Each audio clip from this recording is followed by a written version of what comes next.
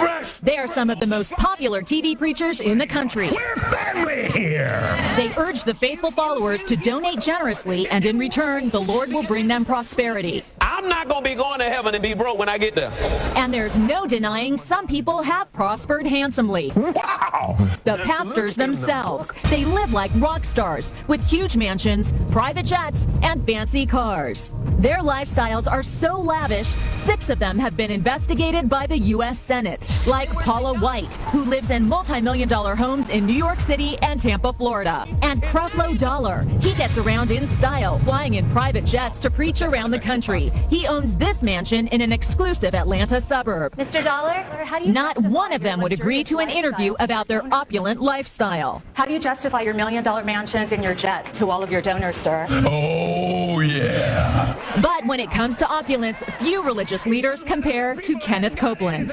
You and I are supposed to always have. To show you his house, we rented this helicopter so you can see his 18,000 square foot mansion valued at over $6 million. He lives in this home outside Fort Worth, Texas. It has beautiful water views and comes complete with a boathouse. But that's not all. Copeland is an avid pilot, and here's his pride and joy, a $20 million Cessna Citation jet. It's the fastest private jet money can buy. He said he needed it to better serve the Lord, and proudly did a flyby for his followers after the church bought it. Shout amen! But it's not just one plane. We found a fleet of planes registered to the church. And you won't catch him waiting in line at the airport because he's got his own, the Kenneth Copeland Airport, located right next to his mansion. I think Copeland is unbelievably greedy.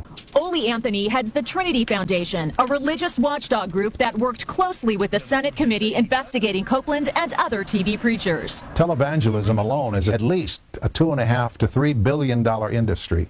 Untaxed, unregulated. That's right. By law, religious groups like Copeland's are exempt from federal taxes, and they don't have to report how they spend their money to anyone. Amen. Copeland's church takes in tens of millions a year through donations and selling books and DVDs to his donors. She sent them a lot of money, a whole lot of money. When Christy Parker's mother died of cancer, she found diaries that showed her mother sent Copeland most of her life savings, hoping her faith and donations would cure her of her terminal disease. What do you think of Kenneth Copeland's lifestyle? TV doesn't do it justice. Their office furniture is probably worth more than most people's houses. It makes you sick. Oh, my.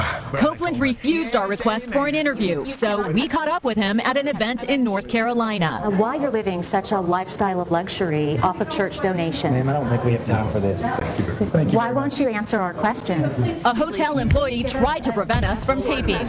Hold on. Come here. It's just a simple question, sir. Yes, and I'm going to give you a simple answer. Thank you. My lifestyle follows the scripture. We give, we believe, we're open. You have a fleet of private jets. Why is that necessary? You're a minister. How many private jets do you have?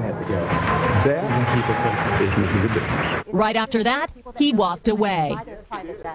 Although Copeland says he cooperated with the Senate investigation, the Senate committee disagreed, saying only 2 television preachers did, Joyce Meyers and Hinn. And the committee recommended that the IRS investigate further.